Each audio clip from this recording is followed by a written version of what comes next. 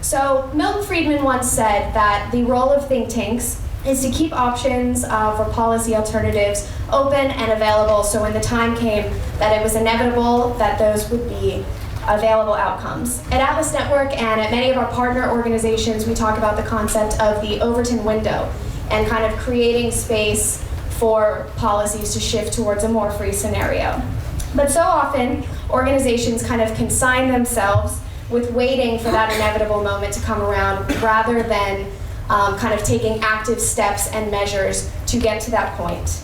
So what if there was a way for organizations to help create that momentum and that opportunity for changes to become about? So this morning we're going to talk about 5 ways that organizations in our network can think about movement building. So some really practical steps that you all can take in your own organizations to grow the movement and kind of increase the number of individuals in the world who are excited about freedom and limited government. So I'm going to go ahead and turn things over to Lyle, who's going to talk through us a model for how we can think about the diffusion of ideas in society and kind of how great ideas get adopted. So as Alex mentioned, we're probably familiar with that quote from Milton Friedman, that we keep ideas around and warm until the moment is right, and then hopefully those ideas are adopted. And while I think that's good, I think it's incomplete. I think there's a much better way to go about doing it. So for me, this journey began, let's see, okay, with a question. And it really started for me because of an experience I had being on the losing end of a public policy fight, specifically in education. So back in 2006, I joined with a think tank in the United States, in the state of Utah. And I came on board and quickly found that we were right in the middle of a major effort to pass a universal school voucher. This had been brewing, they'd been working on this, they'd been working to get the right politicians in place. They had pushed the governor to sign off and say that he would support it if it passed through the legislature, and they felt like they had all their ducks in a row with the politicians. And in fact, they did. Come February 2007, it passed by 2 votes in the House and 3 votes in the Senate. So they got it through. They cracked the whip just hard enough to get it across the finish line. As soon as the ink was dry, and maybe not even before the ink was dry, word was going around that the teachers union was going to leverage a process called the referendum tool in Utah to gather signatures and actually take the law and put it on the ballot the following November to undo what the legislature just did. Now, most people thought, well, this isn't going to go anywhere. And in fact, those that had really been pushing for the universal voucher actually hadn't even planned for this very well. But they thought, you know what, okay, it's good enough, it's education, we should be in a good spot to go ahead and do this. Utah was considered a very red or conservative state, and that's one of the reasons why they went for the big hit, the home run, to use a baseball term, to go for this universal voucher. Fast forward into November, we lost. So in a state that by and large was 60% conservative or liberal, depending on where you are in the world, 60-40 was the split, so very strongly on the liberal or conservative side, voted in the exact opposite way. By 60-40, they overturned that voucher law, and vouchers died in Utah. It became toxic. You couldn't even bring it up again if you wanted to run for office. It was done, dead on arrival. We lost. Now, there was a lot of finger pointing, a lot of blame that went around. How could we lose? You know, and we pointed to the teachers union. They were too powerful, and you know, they always win, and they got this money, and I just didn't find that very compelling, frankly. I thought it was an easy way to point a finger and not take accountability for what had really happened, but I didn't really have any good answers for why we had lost. Fast forward 2013, I am working on a doctoral degree in organizational leadership, and I came across a theory called, the Theory of Diffusion.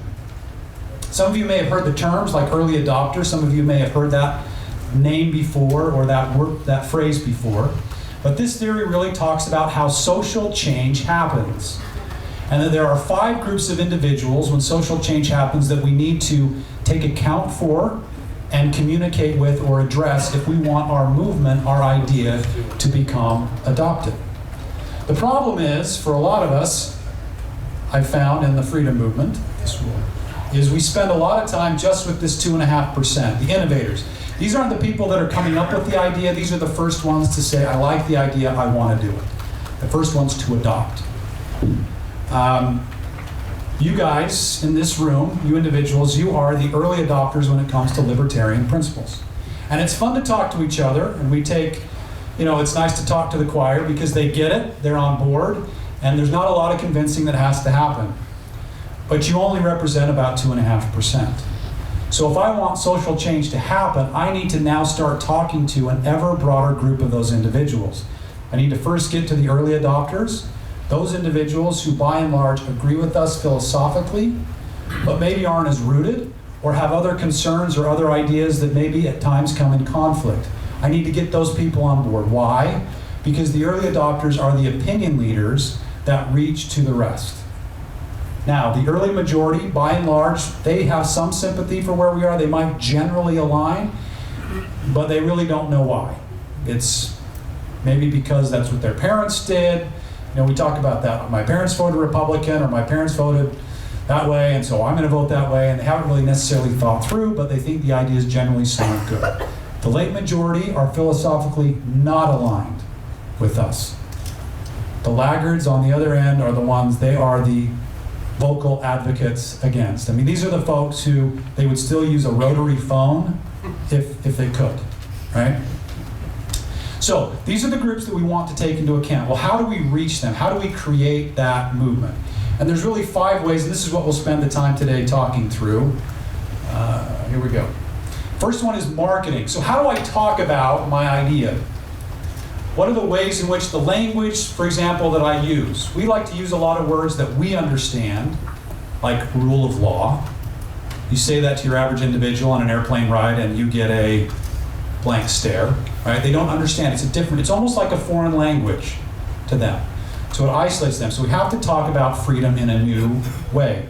So just to give you an example really quickly, and we'll come back to this, we had a group in India that published a report on economic freedom. Compelling data, compelling evidence of what India should do to reform and open up things to make economic freedom more available. Didn't go anywhere. And when they did some polling and talked to average Indians, the reason why was economic freedom to them was for rich people. So it was a concept they had no resonance with. They could not relate to. So CCS, our partner, made one quick change. I don't know if I can. Oops. They changed economic freedom to livelihood freedom. Every Indian has a livelihood. And simply by making that change, all of a sudden it opened up more of those early adopters, early majority and late majority to understand what they were trying to accomplish. The next one is measurement. So how do we measure our reforms? Anytime you introduce a change into a system, if you use the old measurements to measure success, you're setting yourself up for failure. Okay, so this is a great cartoon about education. Right? For a fair selection, we're going to have the elephant climb a tree. But we do this in education in terms of the way in which we measure success, the standardized test. We've allowed those who oppose educational freedom reforms, we've allowed them to determine that the way you measure success of that reform is whether or not students do better on a standardized test. But standardized testing is really tyranny. It's the antithesis of the individual. And so nothing we do at the end of the day, long term, when it comes to education reform that is individual-oriented and freedom-oriented will ever measure up. We've set the reform up for failure. So how do we turn that around and create measurements that allow freedom reforms to flourish? Okay, next one is the messenger. Sometimes for a movement to be more effective, you need to get out of the way and let someone else be the face of the movement. That can be a little scary because they may not philosophically align with where you are, and they may not always say the things that you would want to say or the way in which you'd want to say it. We'll spend a little bit more time on this. We've got some examples where we've seen this happen, where the left has actually stepped away and center-right groups in the US have stepped forward, and those reforms have moved forward because of that change in who is in the podium, right? So who is at the front? Sometimes, now, we're here at the beginning, so at the beginning of any sort of social change, we're the only one talking about it. But if we want that to build momentum and create social change long term, eventually somebody else will need to be at the front. All right, last one here. Oh, two more, sorry. Modification. This is a great quote by Winston Churchill. Democracy is the worst form of government, except for all others. In the process of making policy, they liken it oftentimes to making sausage. It's kind of ugly. And as we work to get bills or other things passed, it may not come out the exact way we want it. So how do we determine when we pull our support from a bill because it's actually become wrong, and when do we allow, or on the other side, when do we allow perfection to get in the way of progress? How do we do that? How do we evaluate where that spot is? And we'll talk some more about that. And then the last one, get here. We have a, oh, is it right here? Do you push forward one? The last one is now mobilizing. So this is really where we allow the individuals who are part of what we want to engage with us in a way beyond simply consuming. So again, just push, we'll have you just click through. So we have an organization, LIPA, who did this, and I may spend a little bit of time, but pretty powerful, what they were able to do in engaging people on the other side of that curve. And because they did so, not only did they prevent something from happening, they did what the teachers union did in Utah. They actually undid the law. And in so doing, created a toxic environment for tax increases in their country. So let's just wrap up here. Push just two forward. Here are the 5 M's. So this is what we'll spend the remainder of our time, but I thought it would be helpful as we talked as a group to give you a framework to start thinking about how do we create movements, and then we'll spend the rest of the time taking each one of these line by line and sharing thoughts and experiences across the Atlas Network, Andrew's work, Gerard's work, and seeing how these actually play out and going from theory to actual practice. Okay? So, Alex, you want to kick us off with the rest? Awesome. Well, thank you so much, Lyle, for walking us through that. Yeah, quick round of applause. And before we dive into kind of working through these 5 models, if Amber Pathak is in the room, if she could just quickly step outside to see Tim Andrews. She needs to call Jason about her son. So kind of important if she's here. So Amber, just if you could step outside, that would be wonderful. All right, in the model that Lyle just introduced, he spoke a little bit about those 5 groups that we need to think about kind of in the general population when it comes to idea diffusion. So we've got the innovators, which is most of us in this room, kind of those ones who are already bought in from the beginning into the ideas of freedom, limited governments, etc. We've got the early adopters, the early majority, the late majority, and the laggards. So one of the key differences about these groups is really how they respond to messages about new policies, reforms, or ideas that we're pushing. So for our first tool that we're going to walk through that think tanks can use to build a movement, I'd like to talk about marketing. So Gerard, in your work at Advance Australia, have you ever worked with a partner that has been able to use messaging a little bit differently than you to reach a new audience? And kind of how did that go? Was it successful? Well, thank you. Yes, it was successful, but it was also not successful. So let me answer that question first, and then go through the example. Most recently, most people would be aware of, obviously, the election we had last Saturday, and one of the issues was this issue of franking credits. So related to superannuation self-funded retirees, about 1 million people directly affected, but a range of stakeholders outside of that are more widely affected. Advance Australia has only been around for about 6 months. We're a centre-right campaign organisation that has over 35,000 members across Australia, and we took on basically hands off our super as a bit of a campaign around this franking credit issue. we went into partnership with what was broadly called the Alliance for a Fairer Retirement. A disparate group of people, stockbrokers, retail fund experts, seniors, self-funded retirees, policy experts, academics. It was a great collection of Australians sitting around a table, but as Lyle rightly pointed out, the ability to then take that message to a broader audience from a very technical base was their greatest challenge. So successful in the fact that we played a role in the election to make sure that that policy will never see the light of day. Not as successful as you would like, given that each one of those groups had real difficulty seeing how they got out of that early innovators method, both in terms of communication, marketing, but also in terms of their own language, their own people, and the understanding that they need to broaden the issue. It can't just be about those that were directly affected. There was huge flow-on consequences to not only their children as they were planning for retirement, inheritance, and all of those type of aspects, but stockbrokers. Volumes in Australian shares were going to fall because of the removal of the franked dividends. Retail funds were put at a disadvantage to industry super funds, which are led by big unions in Australia. And then you had seniors who are not directly affected but worried about, if they could do this to my fellow self-funded retiree, what could they do to me? So yeah, successful in terms of building that coalition that worked really well together. Message-wise and marketing-wise, we always hit that hurdle of, no, I want to talk about franking credits.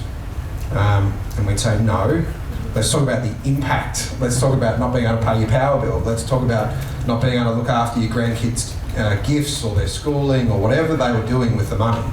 And that was a mental hurdle, a massive mental hurdle for the group. Well, I think that's kind of a common problem that a lot of organizations face, is they've got, this idea of what they want to accomplish, but sometimes getting over the blocks that other people have, and kind of the connotation around those ideas can be difficult.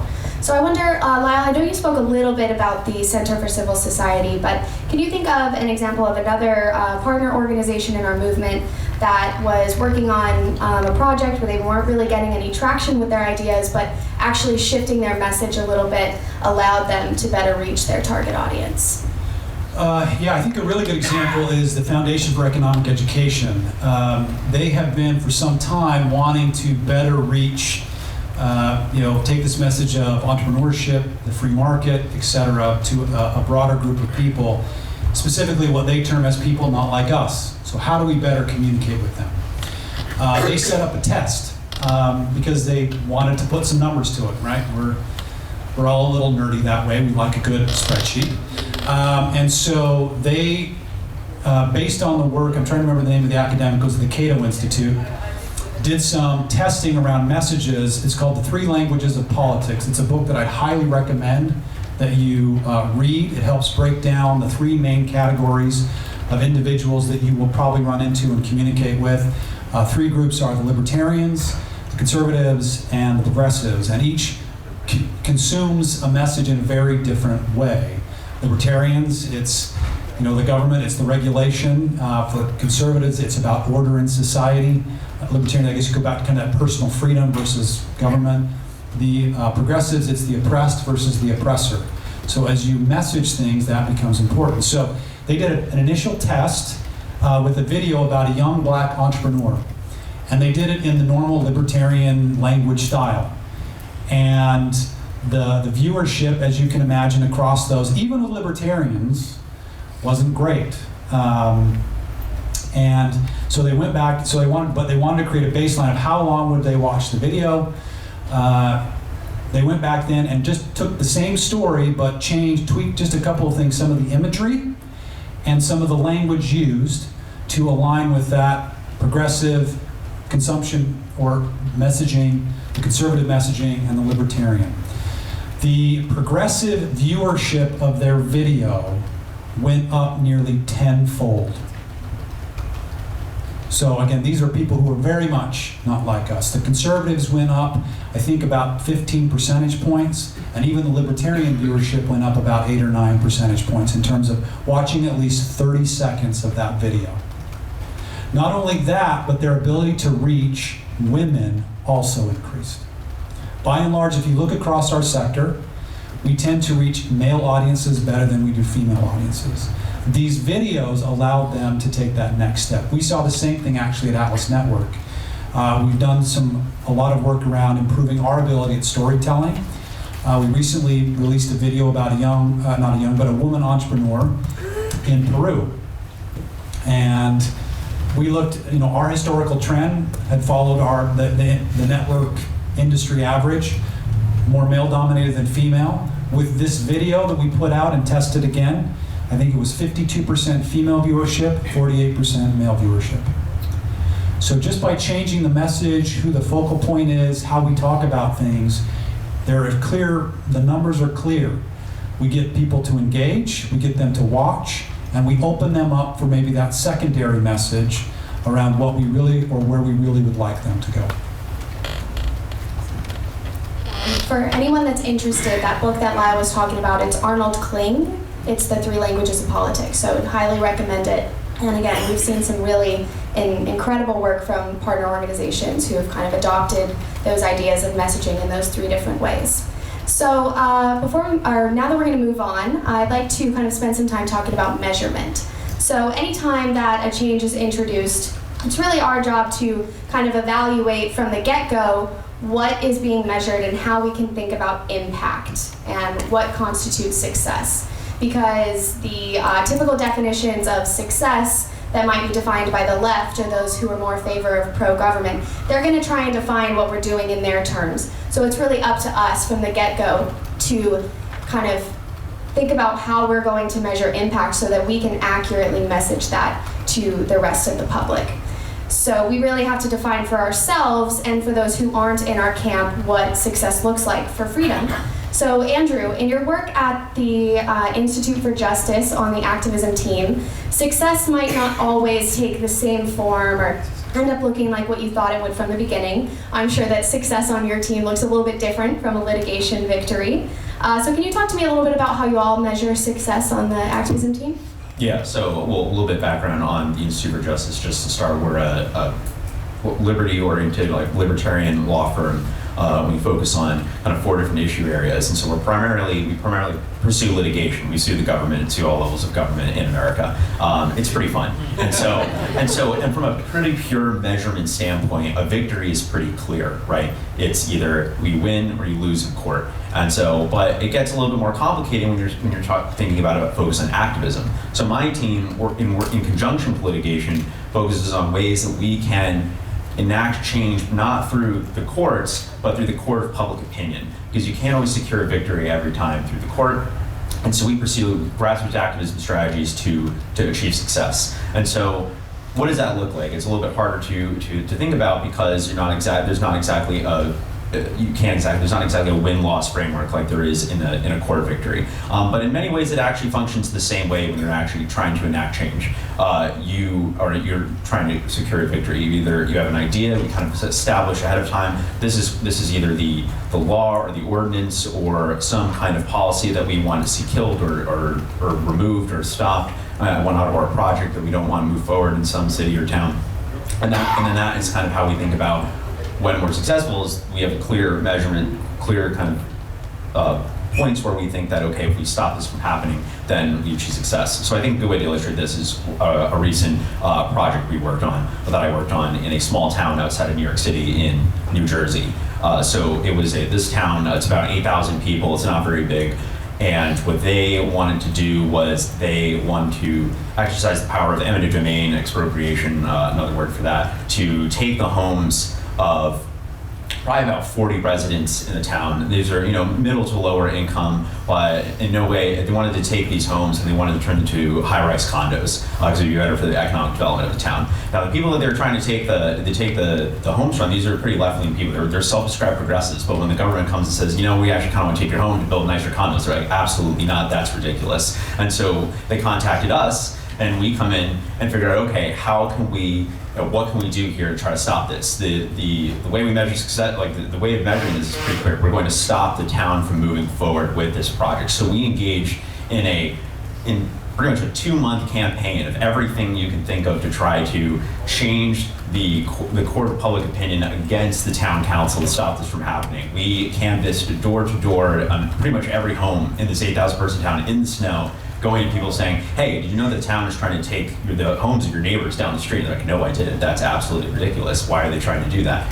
Same. We're wondering why they're trying to do that too. And so you do that. We put out press releases. We held community events in town halls. We even had the town council and the mayor showing up at these events. The mayor even personally emailed me and called us, he called us, he was very disappointed that what we were doing. He even called us junkyard dogs for Trump because we were just right-wingers to him. And so, but after 2 months and after continuing to put pressure on them, the town eventually backed down and actually apologized to the residents and said, we're sorry, we know this is not the right approach to try to, we value redevelopment, we value trying to make our town better, but we know this is not the right approach.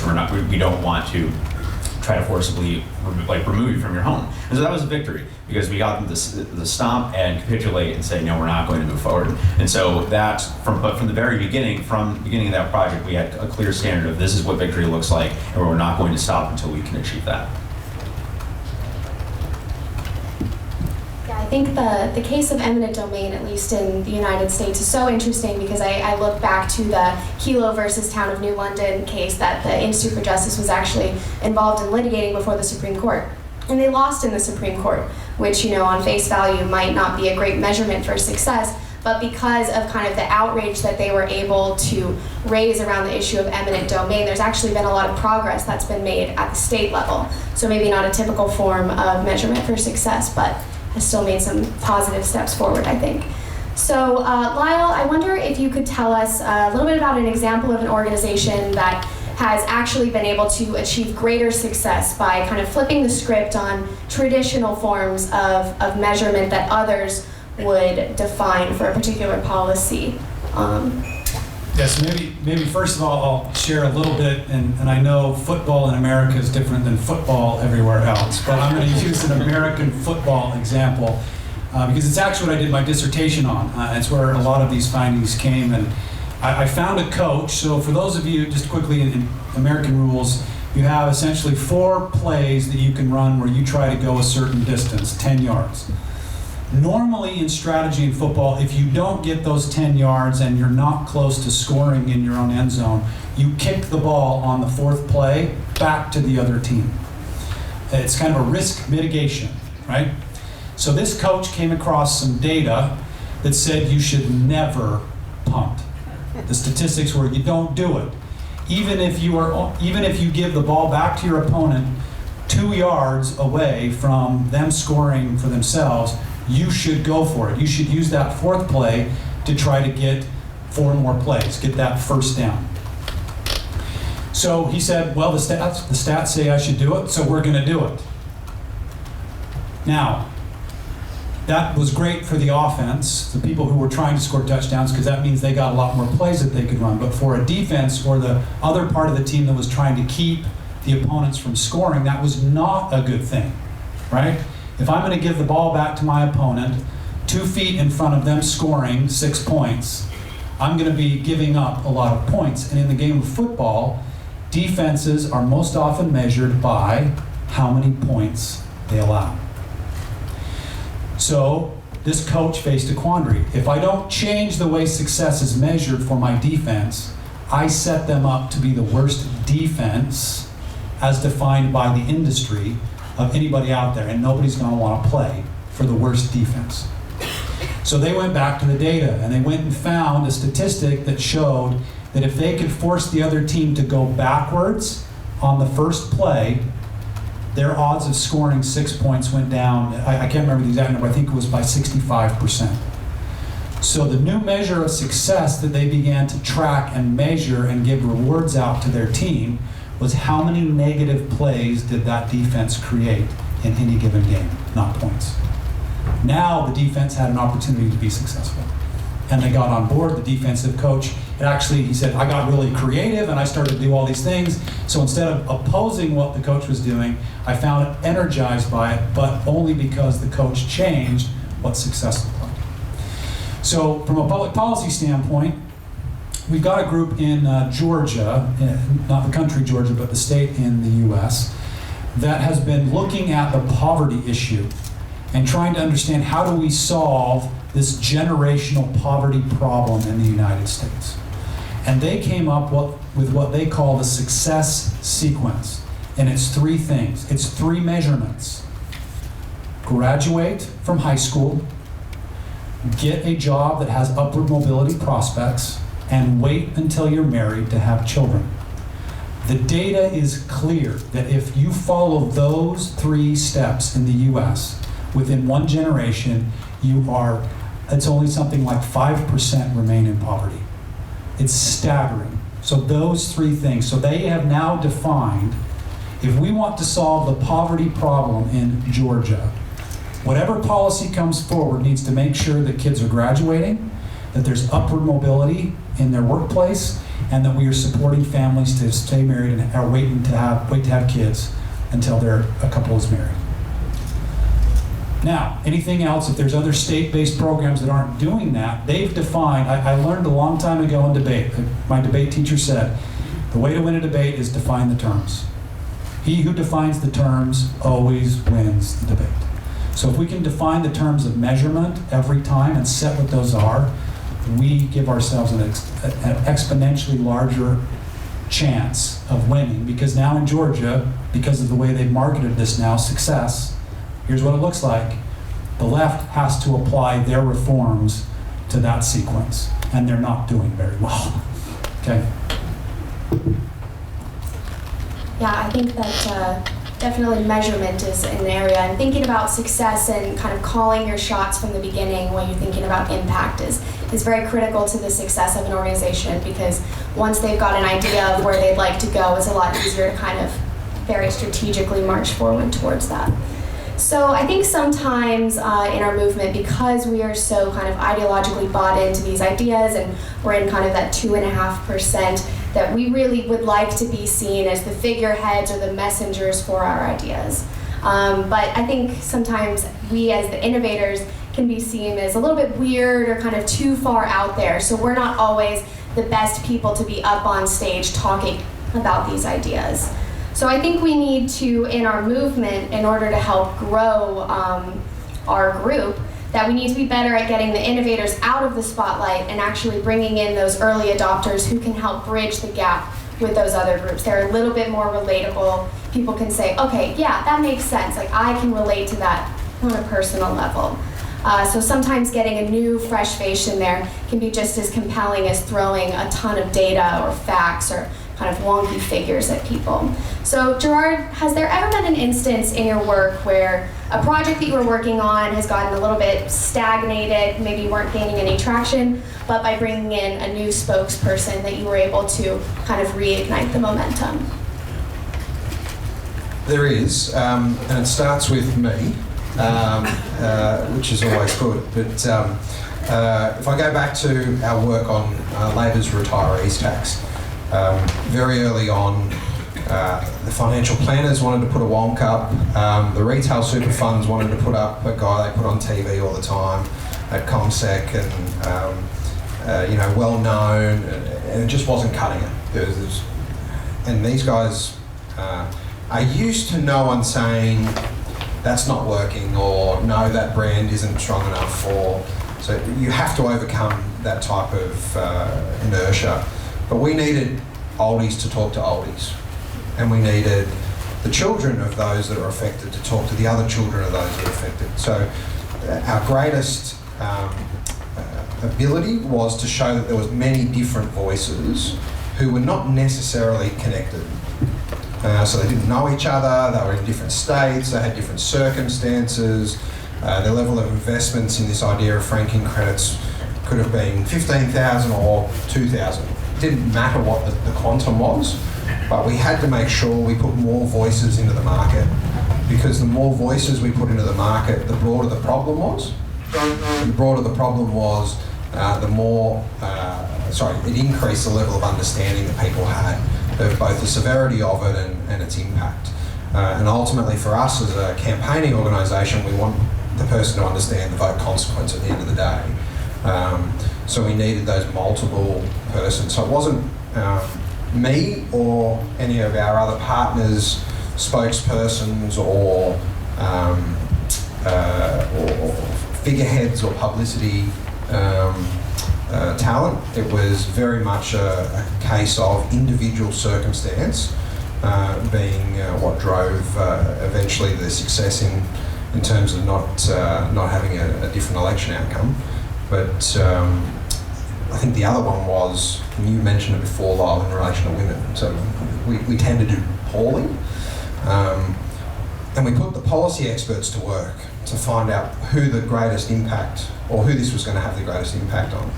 And it was no doubt there's a class of senior citizens, self-funded retirees who were widows, who didn't necessarily have, and this is not in any way a put down, but just didn't necessarily have the financial skills because of a different era in Australia with their husbands and the like. And they were the worst affected. They were least mobile, they were least able to respond to the change in the investment rules and the like, and they were going to be the ones that were worst affected.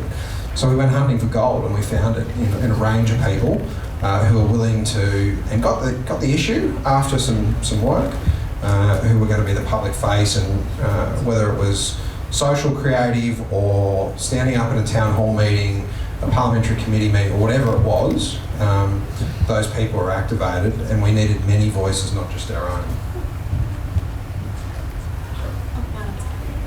So just as a reminder for y'all, as we're walking through this session, just go ahead and if you've got any questions that kind of come up for anything that they say, feel free to type those into the Whova app. Before we get to Andrew, we actually have a question that's come through. And are there any moves to set up an IJ in Australia that you're aware of that you can kind of give us a sneak preview to? Oh man, that'd be so cool. But if we gotta work on America first. It's there's a lot of big problems there, and so that'd be kind of cool. We actually kind of thought about, man, could we do activism work around the world? And that'd be pretty cool, but maybe in like 30 years. So I don't know, but. So maybe come up to Andrew at the end of the session if you've got more questions about that. But kind of in this messenger field, I know that you guys on your activism team do a lot of coalition work.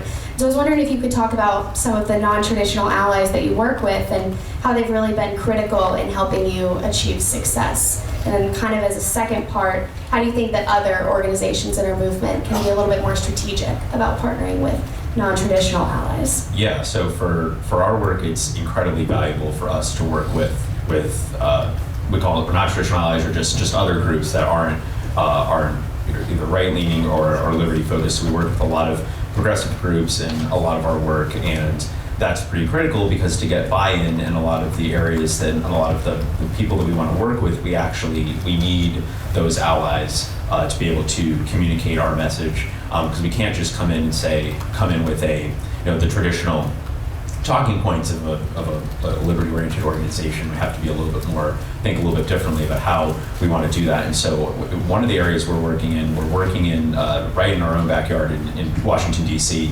on reforming business licensing, which sounds not that interesting on face, but it's actually, what we've learned is that the barriers to starting a business in many cities around America are so great, it's stifling entrepreneurship and stifling people from earning an honest living for themselves. And so in Washington, D.C., this is pretty egregious, where the government is so inept at managing a business licensing system that it becomes a multi-year process to be able to start a business. And so, so we're trying to work on to break down these barriers and to reform the entire from the ground up process. But the way we're doing that isn't we aren't going in alone and just trying to accomplish this by ourselves. We've been partnering with local progressive organizations who work with entrepreneurs on the ground to work with them to be able to get that buy-in with the DC City Council, with other stakeholders that control this process, with the regulatory agencies. And it looks a lot different when you have 5 local groups plus the Institute for Justice walk into a meeting with local regulators rather than just the Institute for Justice, and that opens us up to a lot of more questions about who are we, what are our intentions, all the kind of classic more classic talking points which would inhibit us from accomplishing our work. But when we bring in those other people, it really lends a lot of credibility. And I think in our movement we can do more of working with people on people and organizations on the other side, and to kind of think a little bit less of a team versus team, but rather how we can work towards the similar goals that we all want to achieve. And for us, one of those things in DC and in other cities around the country is to cut red tape, to cut regulation, to start a business. But to left-leaning groups, that's to promote entrepreneurship, to support low-income individuals, right? That's just a different way of talking about the same goal, which is make it easier for people to support themselves. But to do that, we have to work with them and to speak their language, work with them and bring them in on the conversation. And that's how we actually get things done. I know that there has been organizations in the US like the Buckeye Institute, and they have achieved just incredible impact in criminal justice reform because they've actually partnered with some of those non-traditional allies who are trying to stop the cycle of recidivism and break the chains of poverty. And so kind of by partnering with those groups, they've been able to reach people that they wouldn't typically be able to. So kind of in a similar vein to what you were just talking about, Andrew, and I'm sure as many people in this room can attest to, when you're pursuing public policy change, it's almost never a smooth process. If you're partnering with someone, that policy is likely going to have to go through some modifications over time in order to get through that diffusion process, in order to get buy-in from those coalition partners. So it's very likely that that policy is going to have to modify it in some way. So really our job as change makers and movement builders then is to just make sure that we're kind of balancing staying true to these ideas of limited government and free markets and individual liberty, while not trying to stifle change so much to try and pursue a policy that is ideologically pure or 100% tied to what we as that 2.5% are bought into. So Lyle, I wonder if you could talk to me a little bit about an organization that has a more unique way of looking at wins and success, even if there have to be some changes made to their original proposals. So Daniel, I might have him come up, you could talk about this. The Tax Foundation, as many of you know, in the US, there was a major tax overhaul that was done, was signed into law. There were lots of things, during that whole process, there were lots of groups on the ideologically pure side that didn't like what was going through. And obviously on the left, they hated it to begin with, but when your own friends are taking shots at you, that always becomes a problem.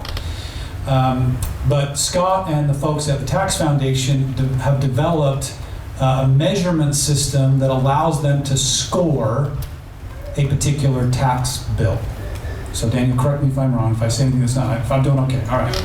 Okay, so and in doing that, they can take individual pieces or components of that bill, run them through the scorecard, and do essentially, where do we balance out? So if there's 8 aspects to this tax reform bill, 1 through 5 get us movement forward, 6, 7, and 8 move us back, but overall, we're 2 steps forward, yes, 1 step back, but that is still progress. And really that's the ultimate goal here for us. And I think actually it's something we could take a lesson from those ideologically on the left or progressives are very effective. They propose something out here, knowing that they're going to get here, but they've moved from the center. Now that's a challenge because the tendency is the innovators want the pure solution. We want perfection immediately, which I can understand and appreciate, but it's the home run ball that we tried to hit in Utah, right? We got the 100% voucher, passed through the legislature, and then got clobbered at the ballot box and killed that reform. So I think for individual groups, that's one way they've done in terms of the scorecard. There may be some other tools or metrics, ways in which you evaluate a particular bill as it goes through that process, because it's a challenge. There are times where a bill gets so modified that you're taking 2 steps back and 1 step forward, so you're actually losing ground. So for each of you, identifying those ways, the scorecards, the methods, where you can evaluate a particular bill and know when that progress is being made and be okay with that, knowing you're going to come back to fight another day, right? Our work is never done. And so I think with that, it's just a great example of an organization that's found a way to find that balance of knowing when to say yes on a bill and when they actually do need to step back and say, no, it's gone too far, we can't do that. Interesting. And so kind of in that same vein, Andrew, I'm wondering, just at the Institute for Justice, how do you all on the activism team determine whether a policy has been modified maybe too much from your original position and whether it's still acceptable or not? Yeah, this is actually a very difficult question sometimes to think about. I was talking about this with my colleagues before coming over here, and we kind of boiled it down to two different ways to think about policy in this way. Kind of the two steps forward, one step back kind of way, and then more on kind of a principled way of looking at policy. So the difference is the way when we think about when we're meeting with legislators, we're trying to get a bill passed that we want that will provide some reform. Let's say there's maybe 2 or 3 kind of components of a bill that we really want, that we really want to see, but politically we can maybe only get one of those through, and then maybe next session we can try for the second one, and then maybe the session after that we can try for the third one. That is, to us, that's still it's not perfect, but it's still a good thing that we want to try to pursue. We at least can get one of those through, and we'll come back later and continue continue to try to get those other reforms. So an example of that is in something that we work on a lot is we call food freedom, which is where we're working in state legislators around the United States to try to make it easier for what they call cottage food producers, which are home bakers, to be able to make their own muffins, cakes, jams, etc., and then sell them to whoever they like. So that's true food freedom. That's something we just happen to work on. And so many bills that will go through state legislatures to try to ease the restrictions on doing this will sometimes they'll have different things. The one will be, they can only sell $25,000 in a year worth of product. And another one, they might have another restriction. Maybe they can't sell in retail. They can only sell to individuals, so they can't have a store carry their products. A lot of the times we'll be able to get the revenue cap removed, but it's very much harder politically to try to get those retail sales, that ban on retail sales removed as well. So we'll go for one, and maybe next session we'll try to go for the other one. In other instances, that more principled stance is where there might be a modification to a bill that really is just more of the same. It's either still protectionist, it's still on face bad. An example of this is we also work on a lot of occupational licensing reform around the United States, and there are tons of restrictions on hair braiding in many states, which is naturally just braiding hair. And some of the restrictions are so onerous that require 1,600 hours of training for you to get a license to be able to braid hair. And so to say, we're like, wow, that's pretty crazy. And then the state legislators, yeah, that's pretty crazy. You know what? Well, how about we reduce it to 300 hours instead? I'm like, that's still just as bad. And so that's still protectionist. That's still preventing people from working in a safe occupation, and that's still a government barrier to entry. And so we're not going to support that legislation. We're going to try to kill that legislation and introduce better reforms that completely remove those. So the difference being that that's a principled stance. We're not going to compromise on something like that because the intent there is still the same. It's still protectionist. It still harms individuals. The individual's ability to work through grading. And so that's kind of a way to look at those two differences there. Gerard, did you have any thoughts on that modification point? Yeah, I was going to say, it may sound counterintuitive, but you've actually got to talk about your chance of failure in terms of a logical step or progression very early on. And it goes back to what you're saying about measurement. If you set your own success milestones that are based on what your own innovators or die-hard supporters or the like really, really want, then you're going to fail when you try to reach those that are outside the diehards. Even if you get the language right, there's just a natural consequence. But if you are able to talk about the multiple steps and what it looks like very early on, you prepare people in a better way, particularly your diehards, and you lose less of the diehards as you reach out into neutral territory or what you would call in Australia kind of the red and blue areas. You have a better chance at success. It's the hardest thing to do, and people think, well, why are you talking about potentially not getting everything I want you to get? but it's really important to do it really early on. Thanks for that. And then, so kind of just on our last step here, I wanted to talk about mobilization. So when we are trying to create an environment where not only we're just kind of waiting for that moment for change to happen, but where we're really kind of taking an active effort to make that happen, we need to work with the general public and allow them to kind of make the policies that we are proposing their own. So when we think about the concept of the Overton window, this stage when we're talking about mobilization is where we're actually moving the window forward to kind of help pressure policymakers to enact that policy change, because there is such a swell at the ground floor from people who are wanting this to happen. So mobilizing people to take positive actions such as attending a rally or signing a petition shows that they've really kind of adopted and made the idea their own. They're not just kind of listening to what you're saying and saying, oh yeah, you know, that's cool, I agree with that, but that they're actually taking an active effort to engage with you. So Gerard, I was wondering if you could talk about in your work, either at Advance Australia or in your previous campaign experience, about just some of the strategies that you've used to mobilize others, and is there an example that comes to mind where you were just really successful in kind of creating that ground floor swell?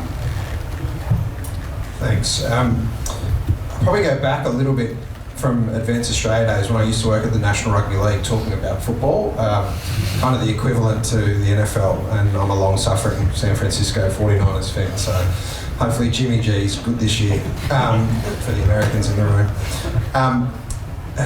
We had an issue when I was at the National Rugby League with player behaviour, and I'd like to say that it's gone away, but it hasn't. It never met community standards. It was a legacy issue of its working class roots with the injection of professionalisation, big money, boredom, and a series of nefarious characters who hang around football clubs. And that really lent us to think about how do we deal with it, because we were always going to get hammered as a brand. The brand was suffering. And we went to people who were not normally our friends. We had to actually mobilise people who really didn't care about rugby league, but potentially cared about some of the outcomes we were trying to achieve. So player welfare became kind of the buzzword in clubs. There was an education manager, there was a whole range of other people who were hired into football clubs. But they really didn't have much experience or direction. It was new. It was the first time this had really happened. So we went to people like the Australian Drug Foundation, who was not naturally seen as a partner of the National Rugby League. We went to some of the alcohol companies who were sponsors and said, right, where is this happening around the world? What can we learn? And we actually mobilised a really good group of academics, policy experts from a broad range of areas, not just behavioural psychologists, if I can put it that way. And we got mixed results. Admittedly, the issue of player behaviour still is an issue today. But those unnatural allies, if I can call them that, got a deeper understanding of the problem in that instance. And with that came less criticism and actually more proactive help. So more insights, more research, and you'd think, well, you know, that's what should happen. But for a game that was very insular and very much a mate knows mate type of scenario, this was totally new. This was totally foreign. And most of the welfare now at the National Rugby League is basically based on the principle of earn or learn.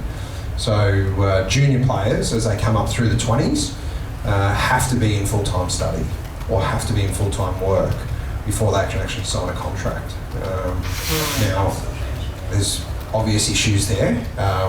Don't get me started, but you know, it's a far better step than what was happening, and that was boredom was taking over. They became very, very good PlayStation, Xbox, you know, contributors. But their other issues didn't set them up long term. So that broad coalition was the way of mobilising, not necessarily ground troops in that instance like we try to do at Advance Australia, but a group of stakeholders who, instead of talking about the problem and bagging us actually came with us on the journey. I think, so Andrew, on the flip side of that, we spoke about your coalition work previously, but could you talk to us a little bit about some mobilization strategies that you've used that maybe weren't so successful? Yeah.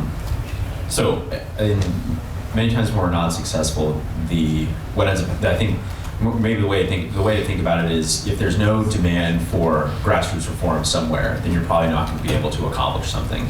And so, when we're thinking about changing and bringing people into the fold, and if you want to actually change the law or change something that's going on, but there's no one there, no one on the ground, no individuals who actually want that reform, it's going to be very difficult for you to actually to make that happen. And so you can still employ our traditional activism strategies that we use, that I was kind of talking about earlier. And it might not work because the people there just really don't have an appetite for changing what you want to change. A good example of that is we had one project in Miami where we were working with a variety of traditional street vendors to try to get restrictions lifted on street vending in Miami, and there really, over time, the appetite for getting that happen over several years kind of just died. And so we had to take a step back and say, okay, we can't continue to try to remove these restrictions if we've lost the interest of the vendors themselves in trying to get those restrictions removed. And so, and that's not good, but that's something we have to admit to ourselves, is that if we don't have the support of the people we're trying to help right now, then we can't continue to move forward. And so that's, and that sometimes happens, but that's a way that those kind of, when you're trying to mobilize people to change something, or that you might not be successful doing so. Well, now I'd like to move into the Q&A time. We've got about 5 minutes, so we'll try and get through these pretty quickly.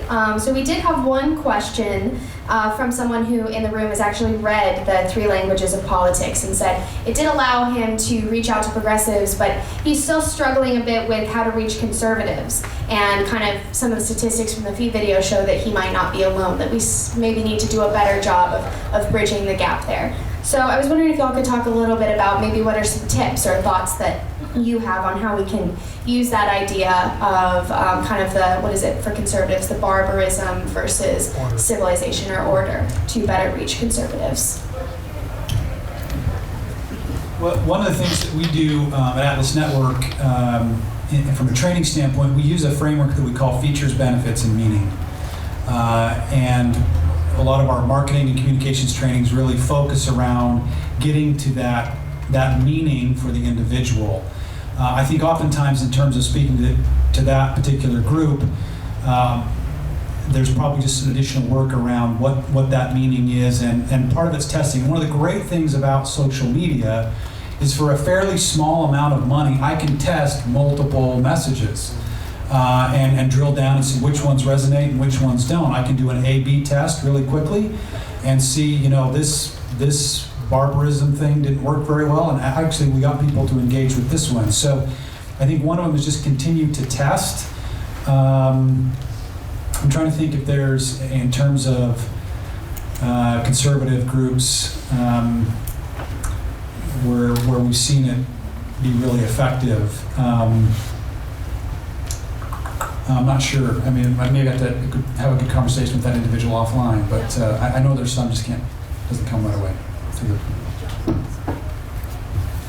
The only other thing I'd say is language. Yep. It's critical for that crossover.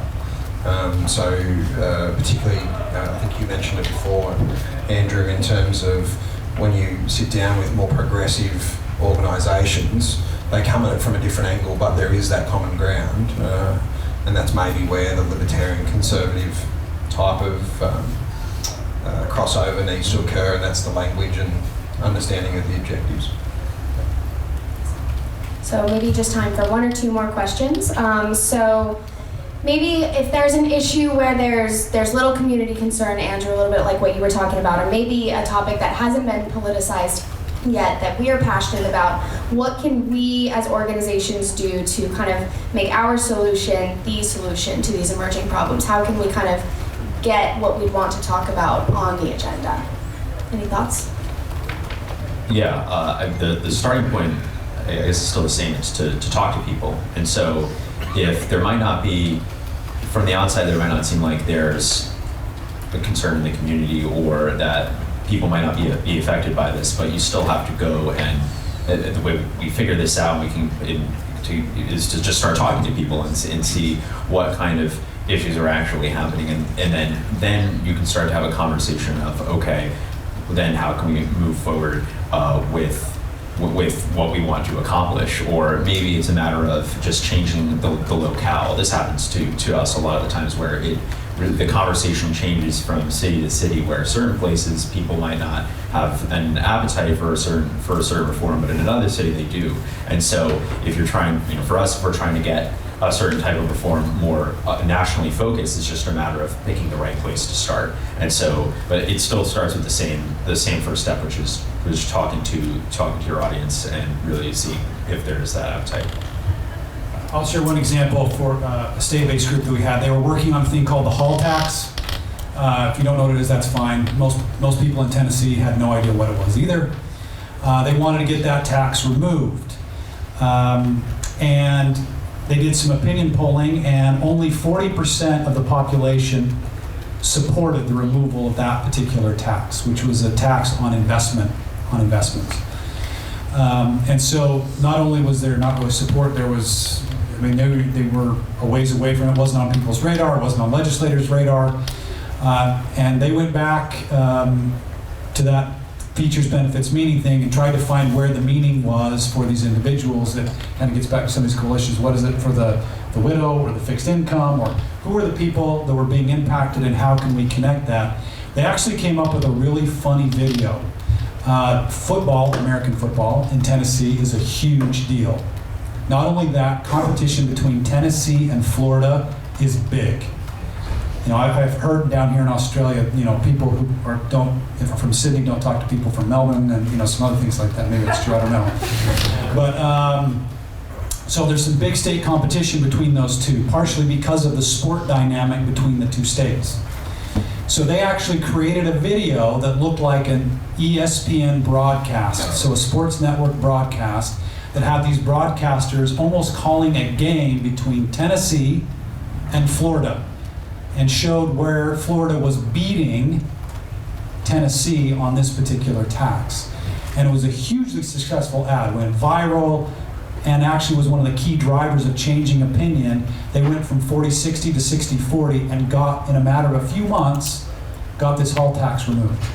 So they went back and found both some cultural dynamics underlying, as well as the impact and meaning for the individual of having this tax removed, and got comedic, got funny, got creative, and leveraged some of those messages to really resonate with Tennesseans and get it on the radar and get it passed. Awesome. Well, let's go ahead and give a quick round of applause for our lovely panel.